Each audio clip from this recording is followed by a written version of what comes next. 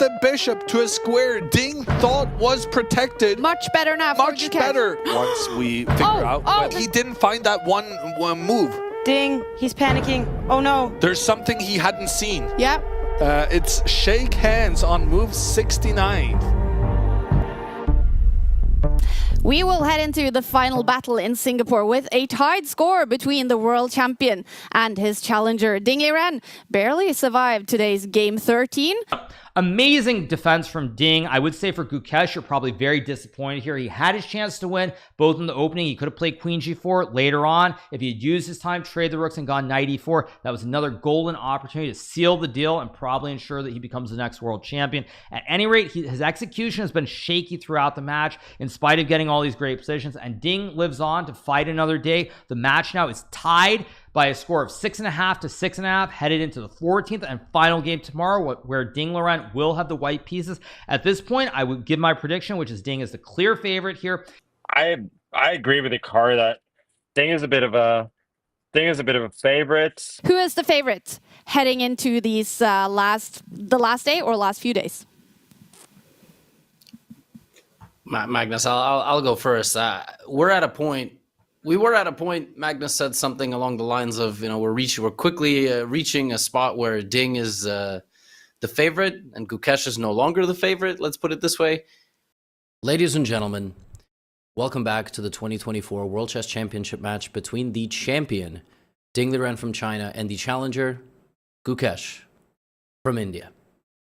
This is game number 14 out of 14. And if somebody wins today, we have either a retaining world champion or the youngest world chess champion in history.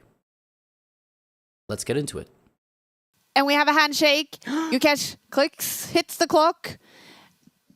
And Ding is looking up in the air. He is breathing out. And then he makes his first move. It's a knight move. The match is tied. This is the final classical game. The World Championship could be decided by one misstep today. We may be making history. Well, one of these two players may be making history, and I say maybe because we might also head into tie breaks. Gukesh up to this point played good prep, up on time, playing confidently, and Ding spends another 10 minutes here. Rapid knight f4. This is a draw offer. So Ding is offering a draw. And now I understand, Jovanka, why the drawing margin has risen to 73%. Yeah. I think this is Ding trying to bail out, I think he's had enough of the fun in this game. I see some people in the chat are asking about when the tiebreak starts, so people are kind of ruling this out as a draw already.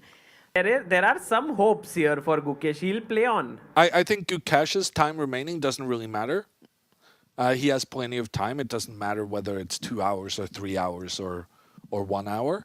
It's plenty of time in either case. Ding's time, however, could matter because he might be faced with some difficult defensive decisions later on in the game. Now, this is a draw. Folks, even if White loses 2 pawns to 2 pawns and then has to sacrifice the bishop for the last pawn, the best case scenario here is rook and bishop versus rook. Even that is a freaking draw. If White knows what they're doing, there's a defensive technique and there's a way to try to win the game and put White on the defending side under pressure. But Gukesh is like, okay, I'm going to play G5. But the main problem is even if we get f4, f3, he can always sack the bishop for 2 pawns and it's a draw. King f6 khela gaya hai, and now to the idea, White can just shuffle around with the rook, right? Yeah.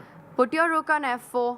Till Black doesn't get that f-pawn moving 1 step forward, you can't have a passer. So it's impossible for Black to do something about that extra pawn. Ding is someone who has showed extreme nerves and shakiness in this match at times. He's also showed great resilience, but it feels to me that when he's been under serious pressure, he does make mistakes, perhaps a little bit uncharacteristic versus the Ding that we know from 2019, but he has made a lot of these mistakes. So he's getting low on time. He's putting himself in a situation with no upside, low on the clock, only nerves and pressure can come out of it, and he finally cracks her when he plays the move rook f2. Whoa, is this a blunder? Is this a massive blunder, Jon Ludwig? Ding's blundered. What? Ding's blundered. No. Has he? Rook f2. Oh. What? What?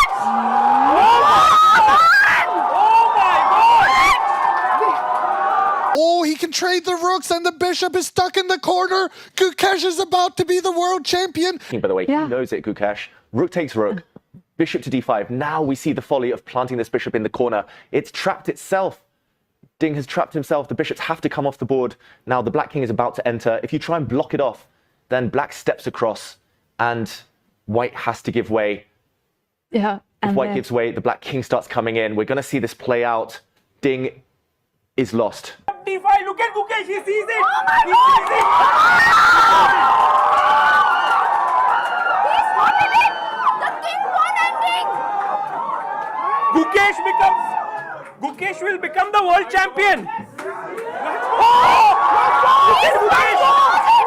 This is the moment! This is the moment! Look at Gukesh! Gukesh knows it! Oh my God! He's becoming the world champion! It's a fast line! And this is a winning king pawn endgame! Khatam. This is over! This is over because... I cannot believe it. This is crazy. Gukesh cannot believe it. He knows it. He's about to become the world champion. Guys, He's smiling. He's laughing. Wow. He cannot believe it. he's like world champion, Padilla, world He's champion, laughing. Padilla. He's laughing, Jenny. He Yeah, cannot he's believe it. laughing. And just because he did not give up this position. Exactly, He guys. played it out.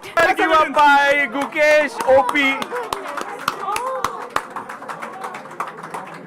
Wow.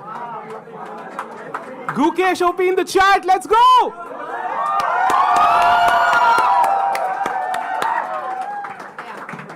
Direct.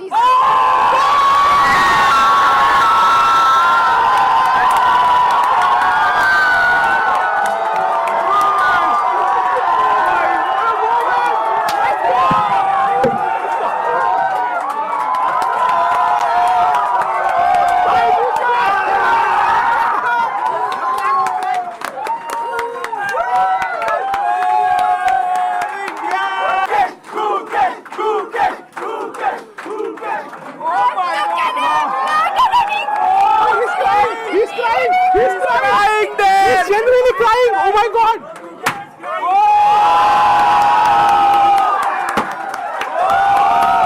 Guys, Gukesh, he's unable to move right now. He can't believe what has just happened. Look Wow. at him. Just look at him. This is what true happiness looks like. Wow. Look at the smile on his face and the tears in his eyes. Guys, we are all part of history today here.